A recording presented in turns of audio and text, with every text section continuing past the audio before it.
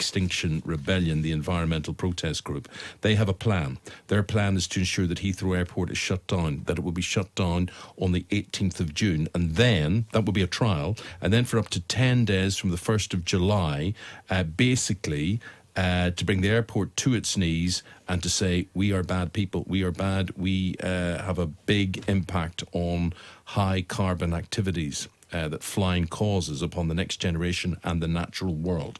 Okay, so you are in danger if you are flying from Heathrow on the 18th of June or for the first 10 days of July.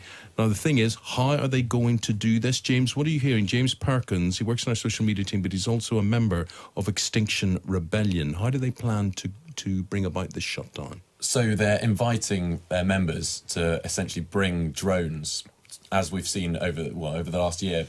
An effective way of shutting down an airport is to fly a drone nearby. It only takes one, but they're inviting hundreds. I mean, there's thousands of Extinction Rebellion members, not just in this country, but you look at tens of thousands, hundreds of thousands across the world. They're inviting people to bring drones to the airport, fly them over and shut down flights. Absolutely fascinating. Just been doing some sums, really interesting listening to James and you. That's 2.5 million travellers that Extinction Rebellion wants to ground, if you look at the number of days that they will be conducting this. However, Eamonn, I spent a long time with the Extinction Rebellion people in central London, talking to them, finding out what they were doing, Waterloo Bridge, Oxford Circus, Parliament Square, all those locations, Hyde Park Corner, and it was all very kind of benign. It wasn't particularly benign if you were on a bus trying to get to southeast London or something, but it was all quite mild. And then I went to Heathrow on the day they were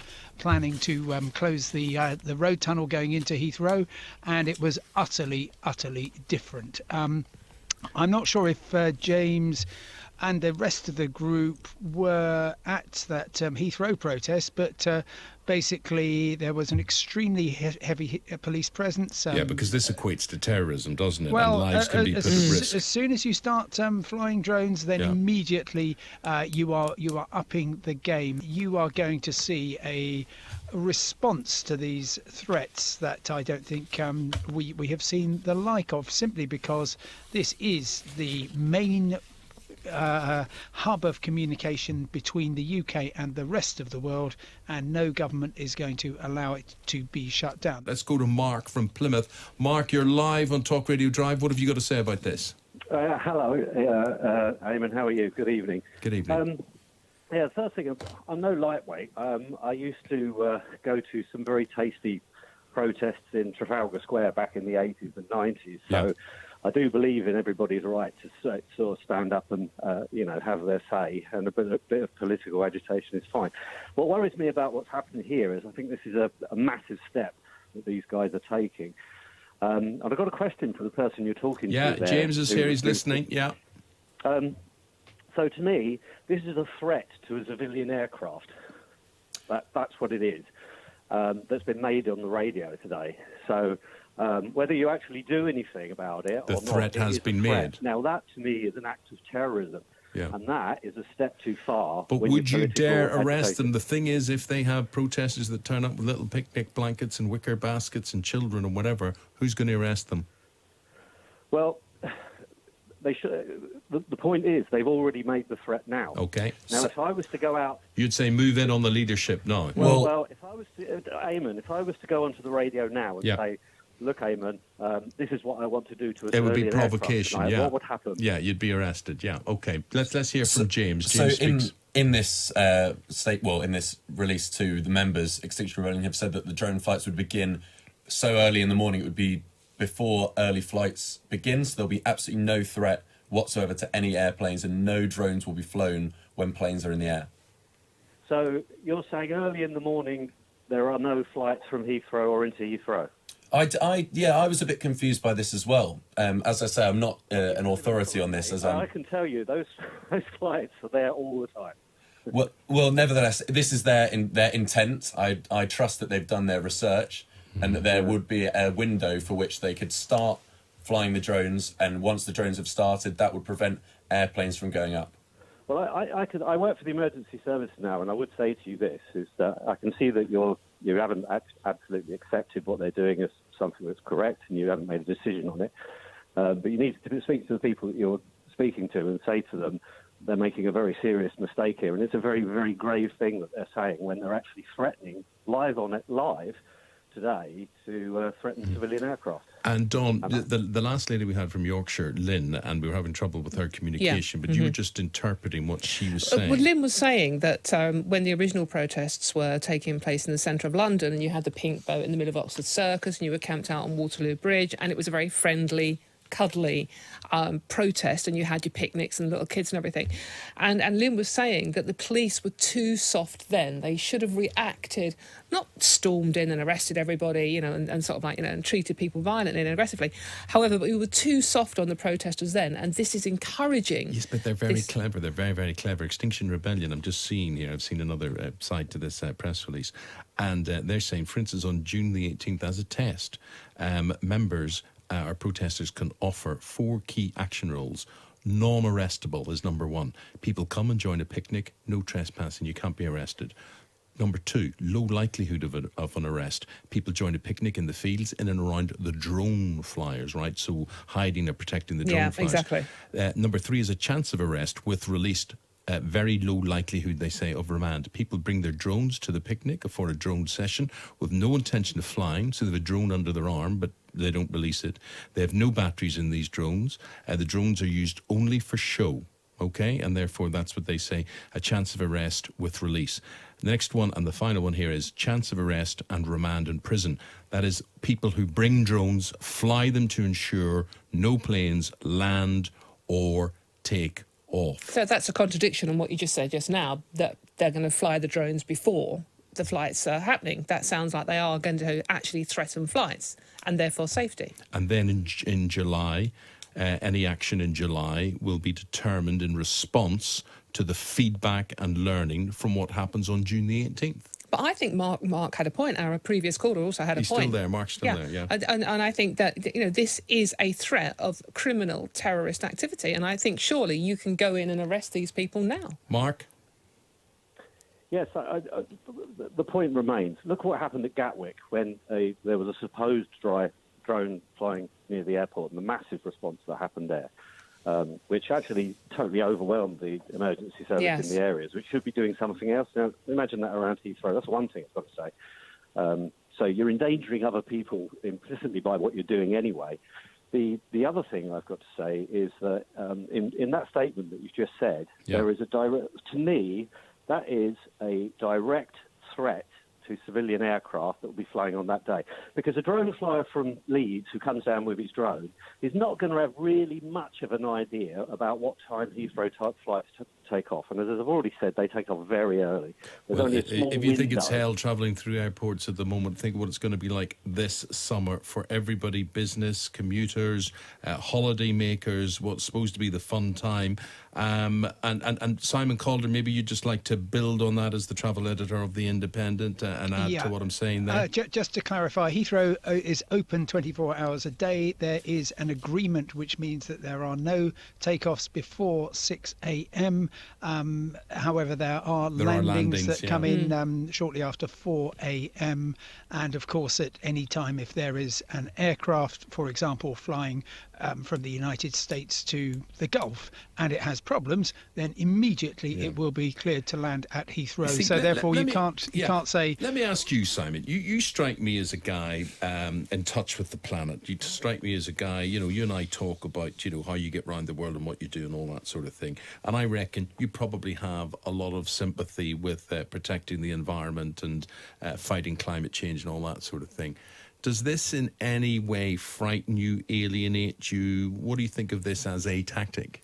I think it is the height of irresponsibility. I think just to send out that email can be interpreted as an incitement to endanger aircraft. I'm not sure that there is such an offence, but it is, I think, extremely irresponsible. I mean, in a sense, Extinction Rebellion is kind of it's targeting the busiest airport in Europe. It's not necessarily targeting holiday flights so much, because actually most people going on holiday fly from Gatwick and Birmingham and Manchester and so on, not actually from Heathrow. It's more of a business airport. Well, if you're a BA holidaymaker, you'll be flying from Heathrow, Yeah, won't you? but first of all, I don't think it will work, simply having seen the police response to what was effectively just a kind of let's all head down to Heathrow and see if we can stop the traffic going. If people are turning up with drones, you could be on the fringes of Heathrow with a drone under your arm, and you could challenge them to say, right, I am I'm not doing anything wrong. So you think they may lose public sympathy on this? Well, it all depends where you think that sympathy resides. Yes. Look, I must say they have done extraordinary things in drawing public attention to what they say is a genocide. I'm not sure that I would agree with that. I think we are going to see increasingly questioned. I'm not sure if James Perkins is still with James you. is with us, yeah. Okay, yeah. so James, I presume you haven't. Well, you haven't whenever you decided that you were going to take up this role. You haven't been on a plane, and you won't be going on one in future, or indeed using any kind of motorised transport. Is that fair? That is fair. I've been at the Champions League in Europe, but I've had to drive everywhere. Right. For those. I'm not sure that you're doing the planet a particular favour by driving there. Yeah, I completely agree. But as Dawn said earlier, I'm not going to swim. I know that there's going to be a lot of opposition to this, and as I've said before, I'm not sure if I fully agree with it yet, and I'll have to make a decision. Sure. I just need to know, and forgive me, but just because this is kind of the aim is to disrupt 2.5 million travellers. So I'm just not sure what it is, James, that gives you the right to get into a car and drive across Europe, causing all sorts of issues with carbon emissions and so on, but stops a family flying off from Heathrow. And we can talk about the variable impacts of those, but ultimately, you're deciding. You're kind of moving the goalposts to suit you, with respect, are you not? Well, no, I understand, but what else can they do, really? What can Extinction Rebellion do to actually make some sort of change, to do something before it's too late? They can carry on talking to people. I had really, really good conversations with an awful lot of Extinction Rebellion members. I would welcome them, not shutting down the traffic in central London, because I think that actually caused a lot of harm to a lot of people who simply wanted to get back to Peckham on the bus. But have a picnic in the park, invite the media. I'll most certainly come along, and I will engage with people, and we will talk about what can be done. But I'm afraid inciting people to be in the position where they could be endangering aircraft and therefore human life is going Except too there is a far. caveat to all of this, and I put this to Mark in Plymouth, I put it to Dawn in the studio, I put it to you as well, Simon. The action would be called off before or during the action if the government responds positively. Yeah, but again, there you've got to decide what a positive response is. What's a positive response? Yeah, who is? I'm not quite sure. I've talked to lots and lots of members of Extinction Rebellion. I've not talked to any of the leaders of it, and so I don't know what they would regard as a positive response. James, what do you think a positive response would be? More than banning plastic straws, which is all we've really seen in the last few years. The government knows what the issue is. They know what climate change is. They've declared a climate emergency. Yet, what have we actually seen actively happen since then, or even before then? Because they knew it was an issue before then. We're going to ban plastic straws next year, but that's a drop in the ocean. What are they actually doing? They're still fracking. Mark, has he not got a point? Has James Perkins not got a point with all of that? Should there not be more done more quickly? I think you're right, and don't get me wrong. The degree I did was in environmental biology. I am an ecologist, and I believe absolutely in moving away from the climate change things we're doing. But when you get to a point where and this is my opinion, when you're threatening to endanger civilian aircraft to get your point across, you cross the line. And that line, let's just put it this way. If it wasn't Extinction Rebellion doing it, let's just say it was Al-Qaeda or one of those factions of what we know as who could infiltrate, saying exactly the same thing tonight, exactly the same thing. Heathrow is going to come under danger. We're going to fly drones around it on this day. What would we be saying? Would we be actually saying it's a picnic in the park? I really don't think so. So, yes, there is more that needs to be done, and the government needs to do more. I'm not in agreement, actually, with the expansion of Heathrow myself. But my point, and the reason I rang tonight, is I'm actually appalled by their methods. As I say, when we were doing it in my day, we went into Trafalgar Square and shouted at the police a lot. But, that's obviously not what people want to do now because they've got other methods of doing it. But using drones against civilian aircraft, not on. Okay. Guys, we'll take a short break from all of this. This is a Talk Radio exclusive that you're hearing. This is not running on the BBC. This is not running on Sky News. This is not running on ITV. Don Neeson is sitting here beside me, and the man who broke this story, James Perkins, who's from our social media team here in Talk Radio, but he's also an Extinction Rebellion member. Obviously, he is very sympathetic to their causes in general. As for this in particular, well, the court is yet to decide on that one. But we were saying, Don, that there has to be people out there, but we're not hearing from the folks who says, you know what, this is a good idea. And James, I put it to you, there's a big danger that this could backfire because people who are sympathetic to you, they may not want to go this far. No, I understand. And as Simon said earlier, 2.5 million travellers, that's a lot of people. Yes. And how many of those are going to be like, oh, it's fine that my holiday's cancelled because of this? I can see it being a PR disaster. And we can't, I'm not behind this email. I've not sent this email out. Could we could just be seeing this as a bluff?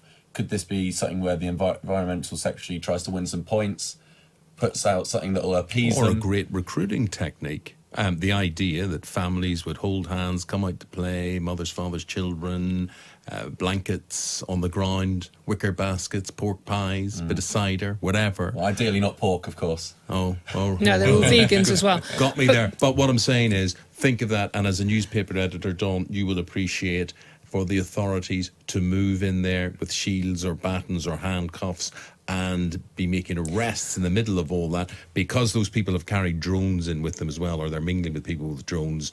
That may not go down well at all. I think, obviously, I don't think they can go in there all guns blazing, quite literally the police, but I do think they have to act on this. And I think the way they handled the original Extinction Rebellion campaign in London that brought London, that lost a lot of sympathy for the police and for Extinction Rebellion, because the police were pictured, they were dancing, they were skateboarding over there, and what we actually wanted was to get London back up and running. And I actually think now that people, if they were looking at news photos of people being removed from Heathrow with their drones, I think they would praise that. I think that's the right thing to do. You see, and here, listeners, do you have sympathy with James? I'm going to go to the calls. The calls are stacking up here, James, but that Extinction Rebellion may have thought, at last someone's listening to us, they may have thought the government's gone away to go and do something, but as you were saying earlier, what's happened? What has happened? So this is the next stage we're talking about. Malcolm's in Devon. Good evening, Malcolm. You are live on Talk Radio Drive. What have you got to say about this? How's it going? Okay, well, tell me, are you for or against this planned protest? I can't hear you very well. Are you for or against this planned protest? Oh, totally against. If it was my holiday, I'll be going bloody mad, because I'm working so hard during the week like normal people do, not people with Surrey accents, but people around the country who work from 8 in the morning through to 8 at night, trying to pay a mortgage, trying to keep the car going, trying to keep their family fed, going on a holiday once a year, and then all of a sudden these crazies come along. Do you care about the environment, Malcolm? Do you care about the environment? Do you do your bit? If I could have an electric car in the village in Devon, I would have one. But the government haven't put an electric point in my village in Devon. If I could have solar panels on my roof, I would have solar panels on my roof. But it's a cottage that was built in 1850, and I don't think it's going to take the way. But my question would be to our eco-warrior friend with the Surrey accent, has he got a car and did he drive it to the studio tonight? No, I've not got a car and I got the tube. I'm sorry.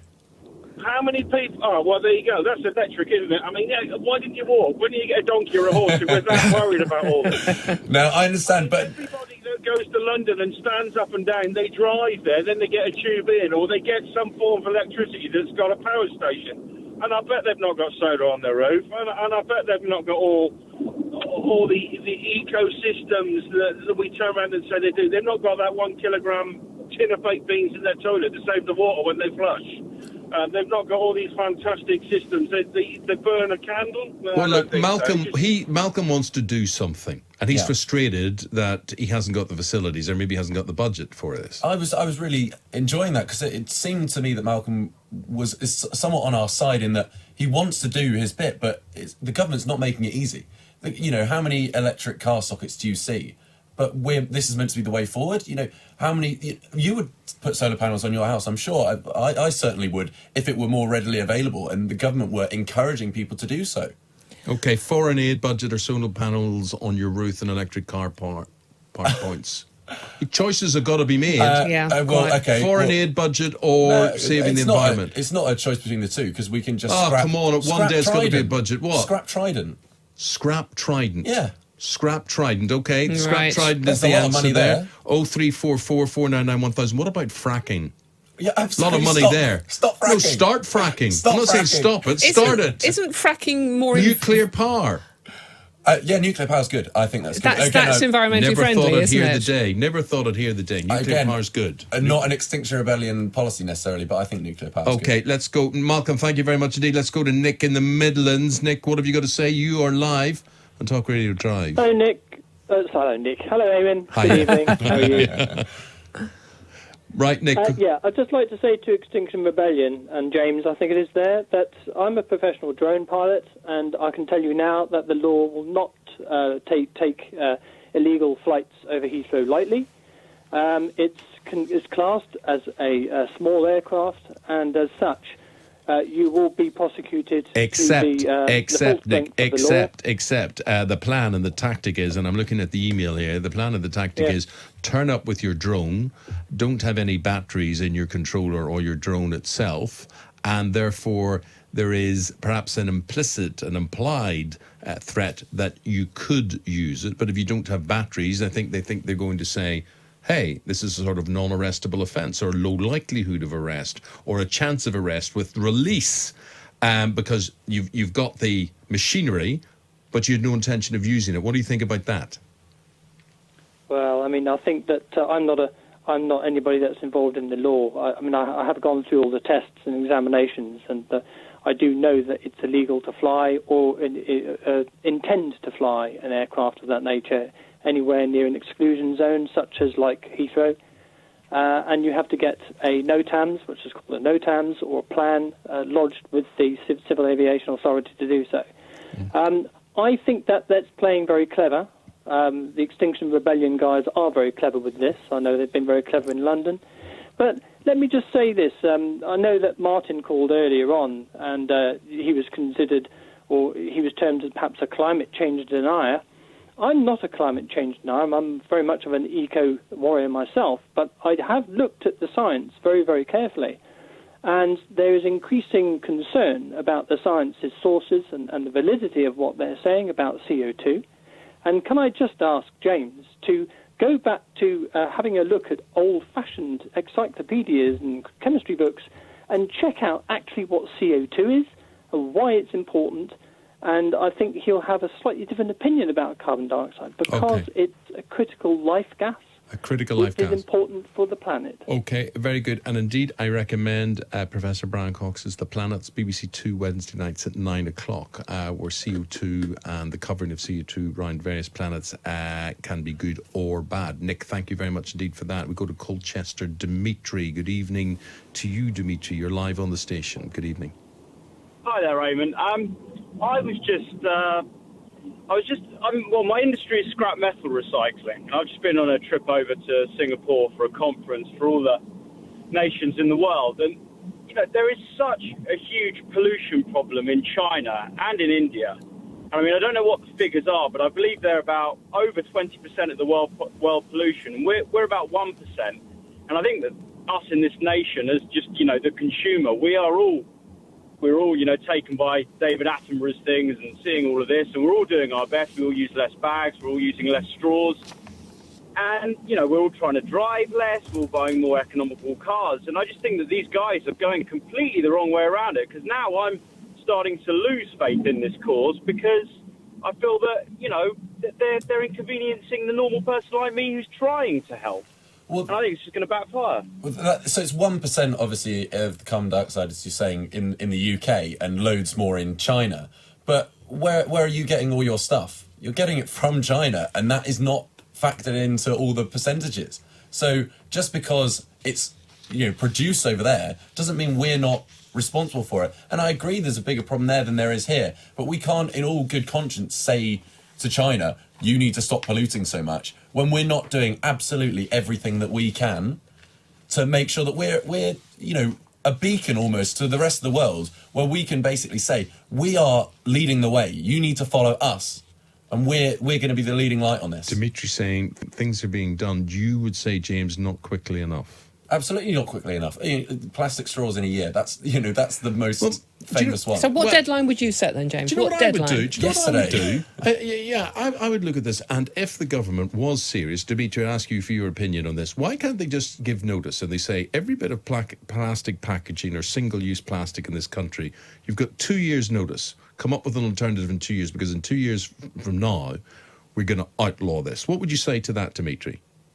I think it's good, but do you not think that's going to happen anyway? I would think within 5 years it's going to happen. I've got 5 years, but I mean, James is looking for a promise, and Extinction Rebellion are looking for... James's argument is, you know, it doesn't matter what we do within 5 years or 2 years. If the Chinese are using as much concrete in the last 2 years as we've used ever, what difference is us 2 to 5 years going to make? I just think that it's a lot easier for them James is saying we've got safety than in China. Well, he's just saying we've got to be seen to... We should be setting the example. Setting the example from a moral point of view. But a lot of people will agree with you, Dimitri. Thank you very much indeed. We're now going to Berkshire. This is Daniel. Good evening, Daniel. Hello, Daniel. Daniel's dropped out. Who's there? Ryan is there in Southampton. Let's go to Southampton instead. Thank you for the volume of calls this evening. Keep phoning in 0344 499 1000. Ryan, what have you got to say? You're live in Talk Radio Drive. Hi, I thought you called me Brian, then it's Ryan. I'll get that at work, so I just thought I'd clear that up. Sorry. Good lad. No, it's, right, yeah, I can completely agree with your colleague. The more and more I've thought about this thing when it happened last time, Extinction Rebellion around London, we were like, well, it's like inconveniencing a lot of people. I take on board the middle class element that was put to it, whereas it's like, a lot of people that are there can afford to have a recycling sort of life. And I understand, I grew up on the bread line. I know that when you're there, you sort of have to take whatever infrastructure is there and then use it as best you can. So sometimes you haven't got the chance of living a green life, whether you like it or not. And I think that's the main problem. Alluding to the things like with the scrap metal merchant, a person that worked in that field there, it said about with China and things like that. China and I don't know if it's so much India, but then possibly they are factory-wise and things. That side of the world is geared up to feed our side of the world. Our whole society is there. We might live green over here, but I'm talking to you now on an iPhone that's probably possibly made in half decent conditions, but how many other things aren't, and then how many, how much chemical fallout comes from all that sort of side of things. Okay. These are the things that we overlook. Let me have a bit of a fallout with you then, Ryan, right? Okay, you're in Southampton, beautiful south coast. According to Extinction Rebellion, they would be saying, well, Ryan, stay on the south coast, visit those beaches up and down the south coast for your summer holidays, and don't be going anywhere else, because that's the vision they have of the future for you. What would you say to that? Okay, well, this is my own personal thoughts over the years. I've sort of rationalised things where we've got like this travelling mentality, like we're owed a holiday, like we need to go and see the world. Good point, what do we need to go and see? The nice spots that are in between where our factories are, that are making our sort of things, that are dealing with our scrap, that are dealing with our waste. I mean, in Indonesia, I think, or Malaysia at the moment, they've got like 50 container loads of stuff, and they found, British waste within this. Yeah. It's all getting shipped around. It's getting pushed around to the fore. This is like it's institutionalised racism on the highest level. Martin, good evening to you. You're live on Talk Radio Drive. Good evening. Hi. Yes, hi, Eamonn. I'm slightly bemused. I don't know why you never have on these programmes a scientist to discuss these issues.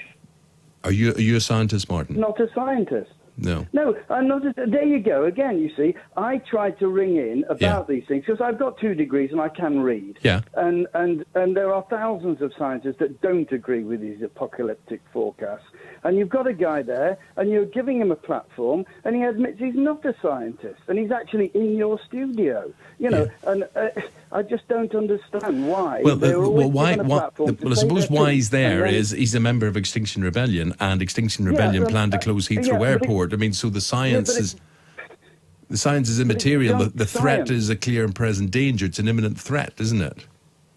Well, it's not. It's junk science. We had this all, you know, we were told the world was, we were all going to die in 30 years' time in 1989. That was the IPCC forecast then. And we've been told that So, Martin, are you one of these... in the Arctic. So, Martin, now just, you've got 2 degrees, you say, but would you be a climate change denier? I'm not changed. No one is a climate change denier. Climate's always changed. It always will. I'm just saying that it's a one-sided argument. And this whole business about carbon dioxide, especially man-made carbon dioxide in the atmosphere, is ludicrous. Man's contribution to total carbon dioxide in the atmosphere. Carbon dioxide is quite a weak greenhouse gas anyway, and man's contribution is about 4%.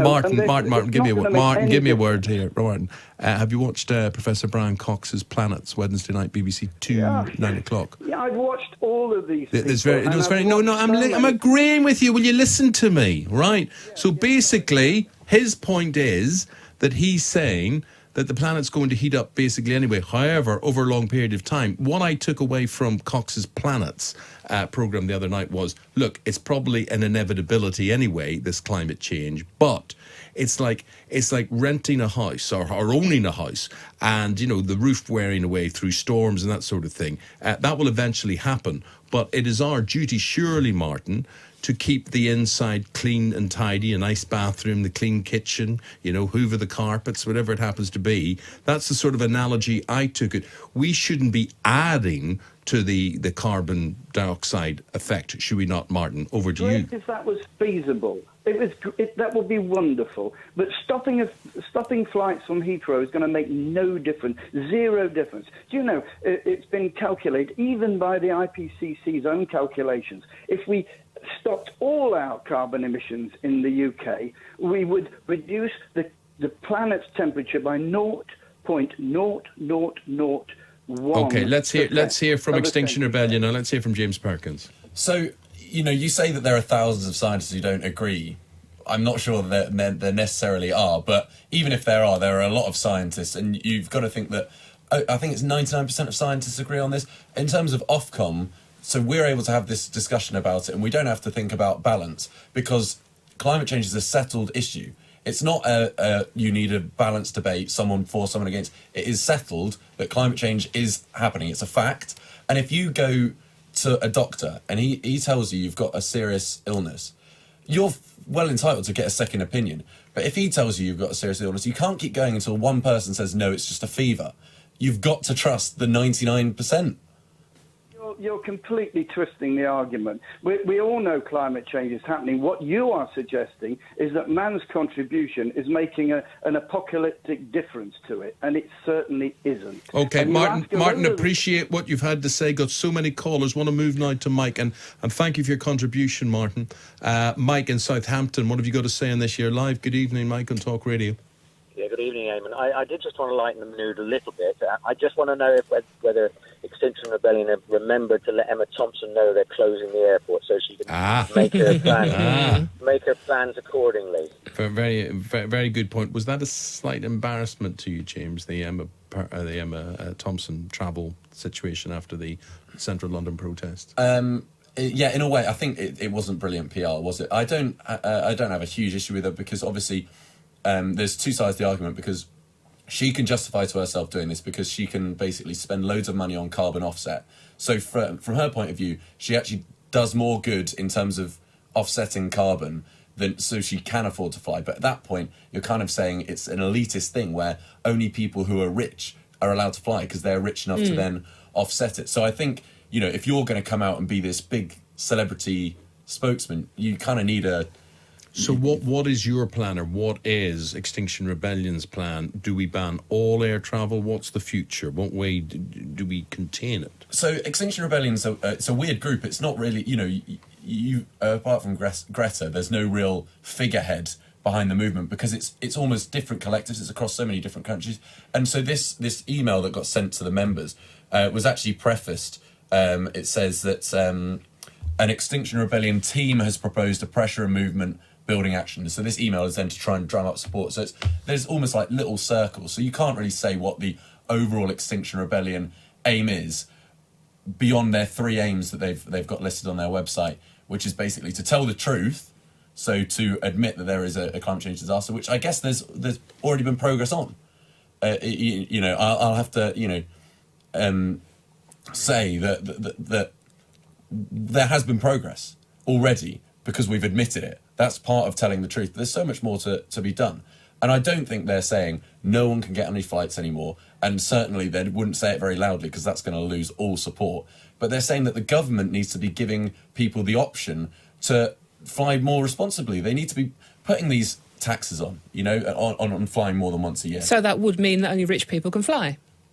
If you're taxing flights and you're adding taxes to flights already, which are already quite expensive for a family of 4, but if you can afford to pay the tax, that's okay, you can fly. But if you're flying more than once a year, you're probably rich, aren't you? If you fly more than once a year, do most people have more than... EasyJet, 50 quid? You don't have to be that rich. We don't all fly first class like Emma Thompson. Okay, well, it's not going to be a 5,000% tax on your second flight, is it? So it'd just be a 50 quid for the first one, and then maybe 100 quid for the second. But that is still taxing poorer families. Okay, and here's a better idea. Why don't you just picket Boeing and Airbus and all these Rolls-Royce, all these engine manufacturers, until they come up with an engine that is environmentally friendly. It's not flying that's not environmentally friendly, it's the way we do it. So in other words, in a glider is not environmentally unfriendly. Yeah, no, I understand. And I think there's 2 ways to get to the same point, where if you picket the government are then going to hopefully be able to offer subsidies to these companies to then develop those things, because then it makes financial sense for them. We need to be incentivising companies to help out the cause. This is a Talk Radio exclusive here on Drive Time. We have got an exclusive email from Extinction Rebellion, the environmental protest group. They want to close down Heathrow Airport. We're detailing how they're going to do it in June and in July. Let's go to Glasgow. Oscar on the line from there. Oscar, good evening. You're live on Talk Radio Drive. What have you got to say on this? How are you? Good. What I've got to say on this is basically why do these idiots, the Extinction Rebellion, whatever they call themselves, go to countries like India, China, America and do it there just because we're an easy target. We're very soft in this country. These people have been mollycoddled all their life. They should go and get a life, see what the real world's like for the working person. Try to stop all these things, try to bring the country to its knees. It's just shocking. Okay, let's see how shocked James Perkins is. He's a member of Extinction Rebellion. James. So obviously this is a criticism that's levelled at us a lot, because the UK is actually pretty good with it. Obviously not as good as it could or should be. But Extinction Rebellion's a worldwide movement. There have been movements in India. There have been protests there. There have been protests in America. There's a huge movement in America. I actually haven't heard of any in China. But there are, this is worldwide. And it's not a case of we should, in the UK, go to other countries and try and sort them out. There are people there trying to do that as well. Are they closing international airports in those countries? No, they're not closing. Well, then does not Oscar have a point there that we are a soft touch? Well, I think I'm right in saying that it was founded in the UK, so it makes more sense that there's a bigger base in the UK. But it's a growing movement, and if it's successful, and that's... Okay. Oscar, if you were sitting in government or you were in charge of the police here, you were the Home Secretary, what would you do about this? I'd get all these idiots arrested. Even if I lost my job, my first priority will be my country. I don't want my country to come to its knees because of these idiots. We are just a soft touch in this country. I think the regular people should get up and take a stand against these idiots. These people have been mollycoddled all their life by their parents. But they will say they are speaking for ordinary people. A lot of them will say they are ordinary people. I speak to a lot of people. They are not speaking. Last time when they brought London to its knees, I was speaking to a lot of folk, and they were saying these people are stupid. They don't have a clue what's going on in the real world. Oscar, can I just ask how you felt when you saw the police in London dancing and skateboarding with the protesters? How did that make you feel? It didn't make me feel good, because they should have done their job. They didn't do their job properly. If they had done their job properly, these idiots would have thought twice of doing something crazy like that again. And do you think when, you know, the original, the Heathrow protest happened on the 18th of June, we should close it down straight away? Be more forceful? That is shocking. That's absolutely shocking. The government should act right now. They should arrest every single one of them, the leaders. But Oscar, the real terrorists. Is that not what they want to happen? Although you say arrest right now, that's a different thing. But if the protest was to take in a picnic environment around Heathrow Airport, do you not think those are the pictures they actually want to go worldwide? They can go anywhere else, as long as they leave us alone. Basically, we've had enough of these kind of things. We've got this... But what I'm saying, my friend, is what I'm saying, Oscar, is if those arrests happen, surely that will only bring sympathy and more positivity to the cause of Extinction Rebellion. And a lot of people agree with the aims of Extinction Rebellion. What they may not agree with is methods like this. Well, as I said, as you were saying, there's two sides to every story, but I think the government should take a stand for this. Okay, you're quite firm about that, Oscar, yeah? Yeah. Okay, my friend. Thank you very much indeed. Oscar's on the line there from Glasgow. He's saying basically, why don't the protesters, and they're expecting maybe up to 2,000, they're calling for up to 2,000 to come and protest to keep Heathrow closed during that first 10 days of July. Why don't they go elsewhere? Bigger countries with bigger pollution problems. China, India, Africa. Or at very least the embassies. I mean, if you don't want to fly, and get that, why don't you go and protest outside the embassies in this country of the biggest polluters on this planet? If they haven't already, I imagine there will be plans at some point to do that. I think there have been, but as I say, I'm not privy to every single protest that has happened. But I think that's a good idea, and if it hasn't happened, it's certainly something that I expect will happen. What made you want to join up here, James? Well, I went down to the protest in a reporting capacity. I was actually really overwhelmed by the atmosphere. It's quite pessimistic to say, oh, the world's going to end, it's a disaster. But the vibe there was very, very optimistic. Everyone kind of coming together and seeing what they made and what they built and what they'd drawn attention to. And it was actually a really special experience, and I obviously kind of agreed with them. And it is a bit silly, we've been hearing about climate change for years and years. Every now and then there'll be an article that comes out being like, oh, climate change X, Y, Z. And then you're like, oh, that's bad. And then the next day, it's over, that nothing changes. This time around, did you think something had happened when there was governmental meetings? I thought it was more lip service. I didn't really think anything was going to come from it, but we'll have to see, and maybe there'll be more.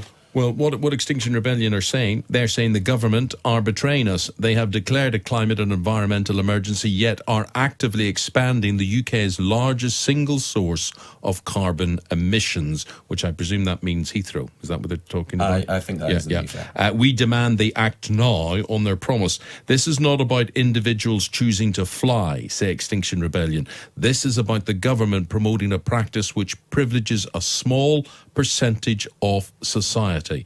Now, a small percentage of society. So if you're in Doncaster, if you're in Aberdeen, if you're in Norwich, if you're in Plymouth, I don't care where you are, if you're in Bournemouth or whatever, do you see you are a privileged small percentage of society if you want to take a 2-week holiday in the summer or go abroad or spend a weekend abroad? Because they're asking you to reconsider your position.